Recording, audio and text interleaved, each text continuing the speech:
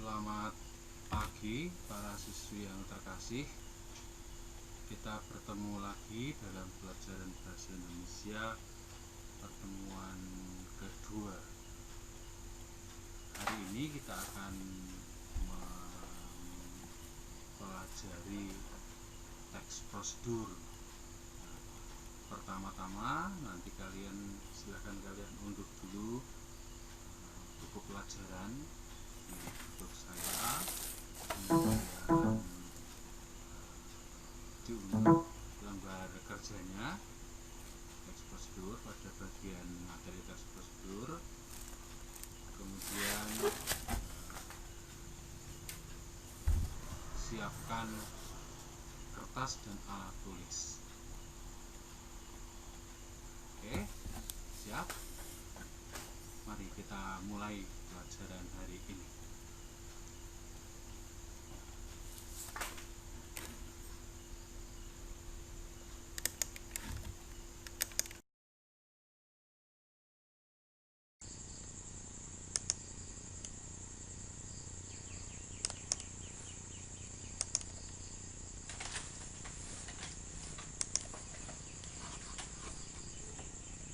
Teks prosedur ini materi semester Gasal kelas 11 ya, untuk kurikulum 2013 revisi ini.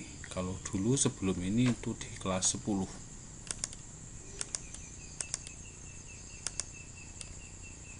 Nah, yang akan kita pelajari itu ada 4 sebenarnya. Ini yang pertama adalah mengonstruksi informasi, merancang pernyataan dan tahapan, ini pengetahuan, ini keterampilan, menganalisis struktur dan kebahasaan, ini pengetahuan, mengembangkan teks prosedur, ini keterampilan. Jadi ini kognitif, psikomotorik, kognitif, psikomotorik.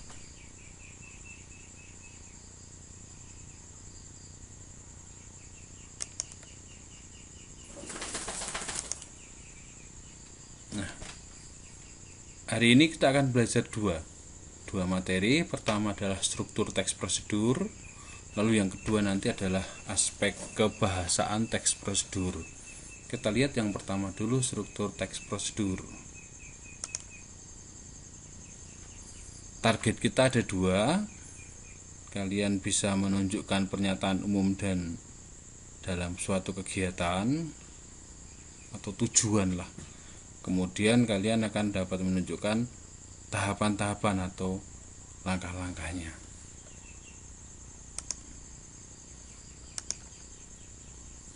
Kita lihat strukturnya. Teks prosedur itu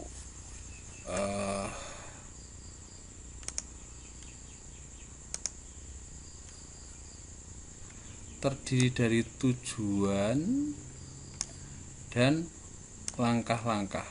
Ini prosedur. Jadi strukturnya ada tujuan, ada langkah-langkah, lalu yang terakhir ada penegasan ulang. Nah, biasanya format standarnya itu kan 5 paragraf atau 6 paragraf. 1 paragraf tujuan, 4 paragraf langkah, 1 paragraf penegasan ulang. Kalau tulisannya mau diperpanjang lagi, itu ya tujuannya 1 paragraf, langkah-langkahnya bisa 7, 9, 10 paragraf, penegasan ulang 1 paragraf. Jadi pengembangannya ada pada bagian langkah-langkah ini. Kita lihat ya contohnya. Mari kita cermati contoh berikut ini. Di buku pelajaran ada ini. Ini kita lihat paragraf pertama, paragraf kedua. Kiat berwawancara. Wawancara merupakan kesempatan. Ini pernyataan umum. Wawancara menjadi ajang pernyataan umum. Nah, agar ya, agar wawancara jelas. Ini sudah tips ini. Yang kedua ini, kita harus bicara dengan jelas. Usahakan agar kita tidak. Ini sudah paragraf kedua, sudah langkah kelihatannya kita menandakan, tapi nanti kita lihat berikutnya.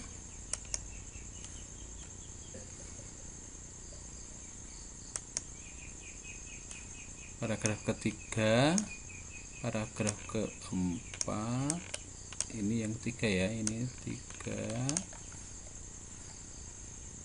Perhatikan bahasa tubuh pun. Kemudian ini yang mana? Ini yang ke-5, ini ke-6, 6 paragraf ya. Singkatnya, pada saat bicara hindari kata-kata khusus ini ya. 6, kemudian ini 7, ini 8. Gunakanlah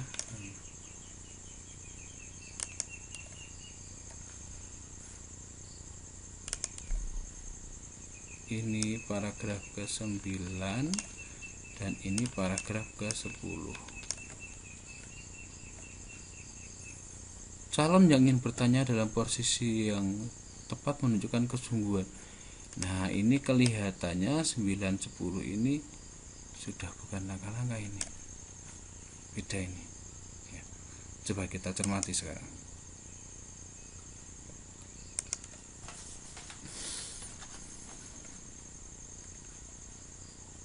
Ini ya, tujuan, langkah-langkah, dan penegasan ulang. Teks prosedur itu secara standar atau standar teks prosedur itu seperti itu. Tujuan, langkah-langkah, penegasan ulang. Nah, kadang-kadang penegasan ulang itu tidak ada. Jadi tidak wajib, tetapi tujuan dan langkah-langkah itu wajib. Wajib ada. Kita lihat ya. Tujuan. Nah, kalau yang saya tampilkan tadi itu pada paragraf pertama itu tujuan.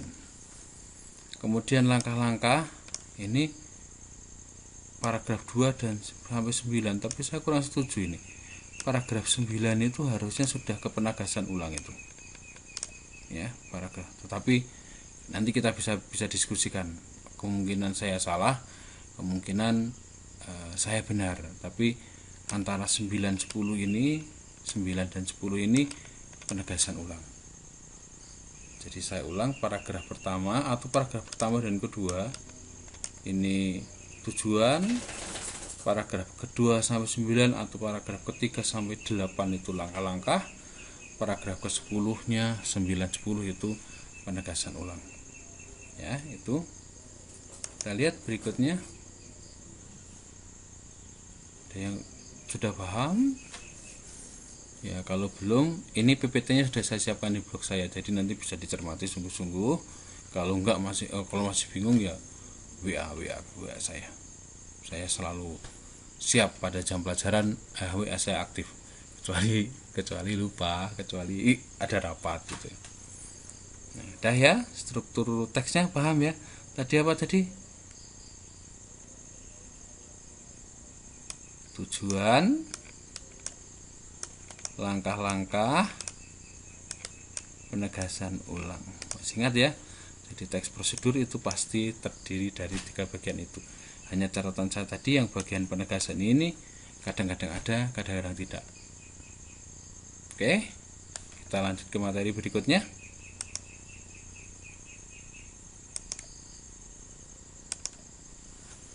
Aspek kebahasaan teks prosedur. Kita lihat ya.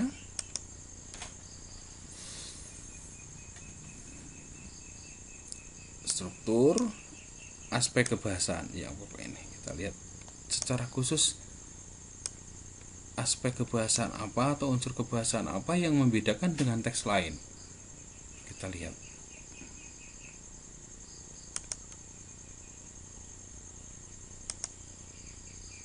Nah, ini teks prosedur itu punya 5 kekasan dalam kebahasaan. Yang pertama, memuat kata kerja imperatif. Nanti kita lihat ya, kata kerja imperatif itu apa?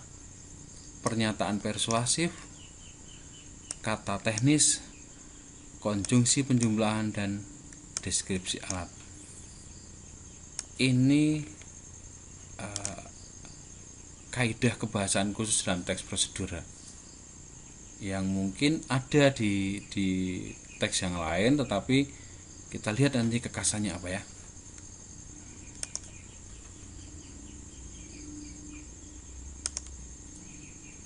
Ini kita lihat imperatif, banyak menggunakan kata kerja imperatif. Imperatif itu apa? Itu perintah.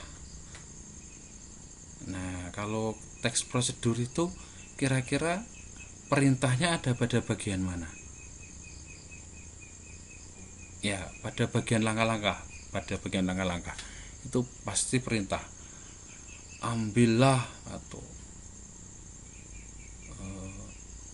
tiuplah, lah. Nah, ini biasanya ini akhiran kan i dan partikel lah. Pastikan, nah ini imperatif sebenarnya. Pastikan, ceritakan, hindari, jadi. Kalau jadilah kayak yakin ya jadikan, mungkin ini maksudnya. Jadi ini makanlah. Imperatif ini nanti kita cari ya. Lalu yang kedua adalah menggunakan kata teknis yang berkaitan dengan topik yang dibahas. Apa yang dimaksud dengan kata-kata teknis? Kata-kata teknis itu adalah kata-kata yang terkait dengan topik. Misalnya kalau kalian memasak itu ya ambillah pantula. Kok pantula toh?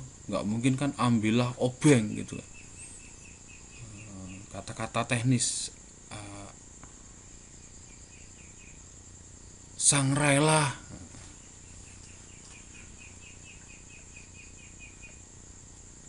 blower. Kemudian ini jadi kata-kata ini kata-kata yang khusus dipakai untuk topik-topik tertentu. Kemudian yang kedua adalah ketika konjungsi dan partikel yang bermakna penambahan. Selanjutnya, berikutnya, langkah kedua, dan seterusnya. Lalu yang berikutnya adalah pernyataan persuasif. Itu pernyataan persuasif itu apa? Memerintah tetapi menganjurkan. Contoh begini, masukkan gula ke dalam wajan sedikit demi sedikit. Nah, sedikit demi sedikit itulah yang persuasif. Atau perlahan-lahan itu persuasif. Atau masukkan garam dengan penuh emosi. Nah, dengan penuh emosi itu yang persuasif. Kemudian berikutnya, apabila prosedur itu berupa resep atau petunjuk, nah ini nanti akan ada benda dan alat yang dipakai khusus. Ya, ini kalau masak-masak ya ambillah 1 sendok makan atau 1 sendok teh atau sejimpit. Kalau di topiknya tentang bengkel ya mungkin ambillah kunci pas, ambillah obeng. Nah, ini itu kata-kata khusus. Atau kalau di dunia rias itu ada catok atau apa, saya nggak tahu itu. Tapi itu yang masuk nomor 5 ini. Saya ulang ya. Kata kerja imperatif, kemudian kata teknis, konjungsi bermakna penambahan, pernyataan persuasif, dan kata teknis. Ini 5 kekasan bahasa dalam teks prosedur. Berikutnya,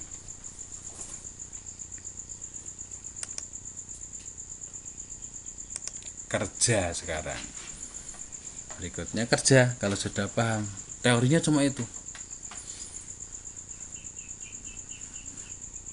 ya. Sudah saya siapkan lembar kerjanya, tinggal diunduh di WordPress atau klik, nanti saya lemparkan di Google Classroom.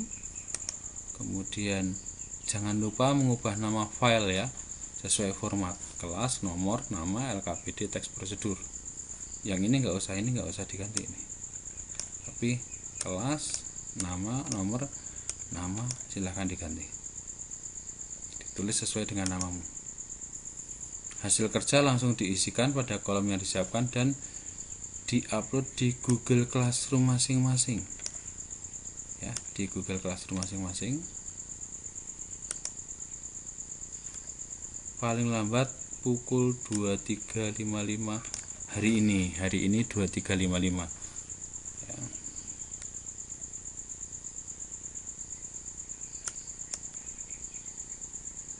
Nah ini kolomnya seperti ini, nanti tinggal diisikan di sini, diisikan di sini. Untuk kesimpulan tidak usah ya, kesimpulan tidak usah, hanya ini. Perhatikan permintaannya. Kalau permintaan kata ya berarti kata, konjungsi ya konjungsi, pernyataan berarti kalimat, kata teknis kata, gambaran benda atau alat berarti benda atau alatnya, kata khusus. Kalau yang tujuan, langkah-langkah ini kalimat utama atau kutipan saja.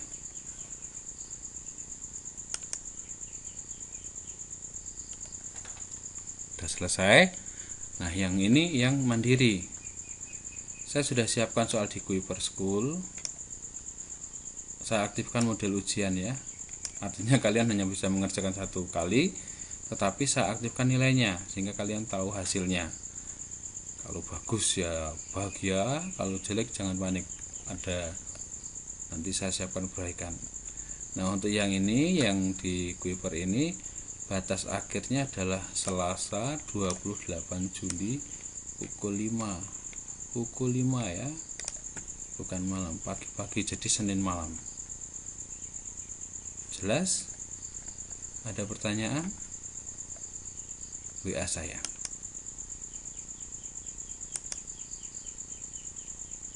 Selesai. Selamat bekerja. Saya tunggu hasilnya. Terima kasih.